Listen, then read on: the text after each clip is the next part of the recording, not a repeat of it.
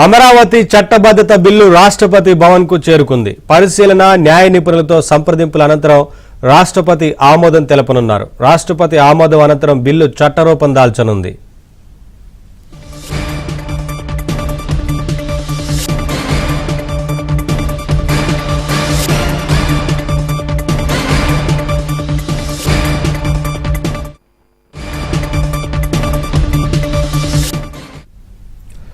అమరావతి చట్టబద్ధత బిల్లు రాష్ట్రపతి భవన్ కు చేరుకుంది. పరిశీలన న్యాయ నిపుణులతో సంప్రదింపుల అనంతరం రాష్ట్రపతి ఆమోదం తెలపనున్నారు. రాష్ట్రపతి ఆమోదం అనంతరం బిల్లు చట్టరూపం దాల్చనుంది.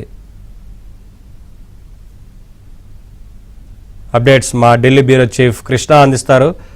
కృష్ణ, రాష్ట్రపతి భవన్ కు అమరావతి చట్టబద్ధత బిల్లు చేరుకున్నట్టు తెలుస్తా ఉంది కదా, ఏంటి అప్డేట్స్?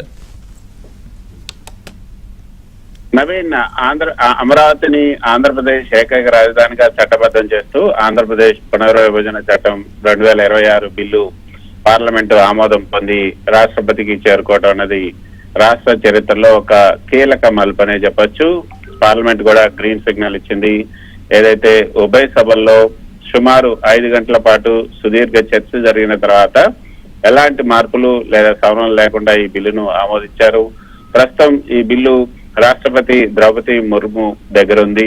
సాధారణంగా రాజ్యాంగపరమైనటువంటి అంశాలు ఉన్నప్పుడు రాష్ట్రపతి న్యాయ నిపుణులతో సంప్రదింపులు జరిపి సంతకం చేస్తారు.